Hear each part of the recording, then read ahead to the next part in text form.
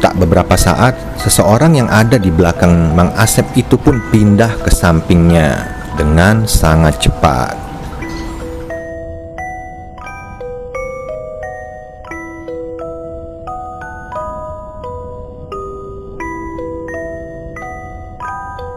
Assalamualaikum warahmatullahi wabarakatuh. Selamat malam misterier. Jumpa lagi bersama saya Randy di konten podcast misteri. Pada episode podcast misteri kita kali ini tetap kembali saya akan menceritakan pengalaman horor yang berdasarkan kisah nyata. Pengalaman ini dialami oleh Mang Asep. Mang Asep ini berprofesi sebagai tukang kerupuk keliling. Mungkin sedikit berbeda dari orang biasa atau orang normal. Mang Asep ini adalah tunanetra. Oke lah, kalau begitu kita langsung masuk aja ke ceritanya. Cerita pengalaman horor ini dialami oleh Mang Asep, seorang penjual kerupuk tunanetra. Ia sedari lahir sudah tidak bisa melihat.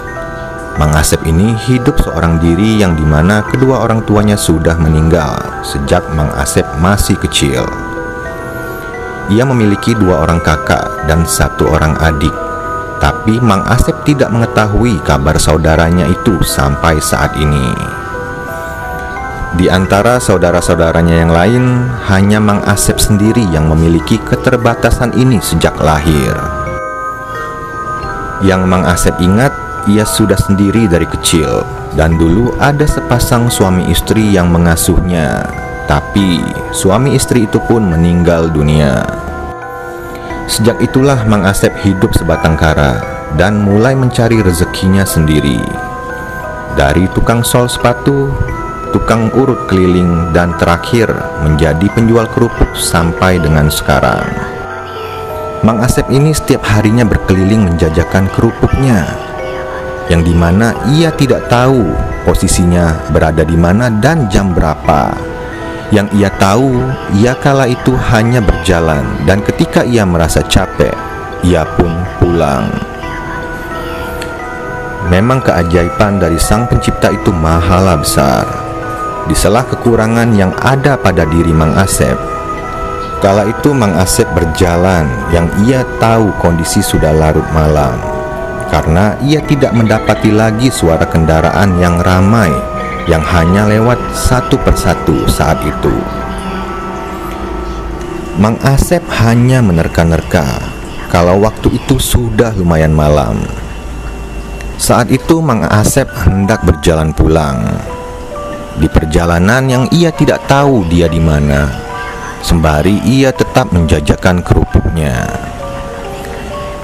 Di tengah perjalanannya itu, ia mendapati seperti ada sesuatu yang mengikutinya, di mana ia kala itu yang tidak bisa melihat hanya memikirkan kalau suara itu adalah suara orang berjalan. Setelah lumayan lama Mang Asep berjalan, tetapi suara langkah kaki yang ada di belakangnya itu tetap terdengar, dan bahkan suara itu semakin mendekat. Mang Asep kala itu tiba-tiba merasa merinding. Di sela-sela bercerita, Mang Asep sempat menyampaikan kalau ia tunanetra dan tidak bisa melihat. Bagaimana ia bisa merasa merinding secara tiba-tiba? Saat itu juga, untuk memastikan, Mang Asep pun mencoba bertanya dengan sosok yang ada di belakangnya itu, sembari Mang Asep menghentikan langkahnya. "Maaf, apa ada orang di belakang saya? Kalau memang ada dan tidak berkeberatan, boleh tidak mengantarkan saya ke lorong X?" Karena Mang Asep juga mengutarakan kalau dirinya sangat lelah kala itu, berharap seseorang di belakangnya itu tujuannya satu arah dengannya. Tak beberapa saat, seseorang yang ada di belakang Mang Asep itu pun pindah ke sampingnya dengan sangat cepat. Mang Asep berpikir seseorang yang di belakangnya itu bukanlah manusia, melainkan makhluk dari dunia lain. Kalaupun kondisinya tidak bisa melihat, tapi ia memiliki indera perasa yang sangat peka, yang mungkin tidak dimiliki oleh orang normal pada umumnya. Akhirnya sosok itu pun tidak menjawab pertanyaan dari Mang Asep.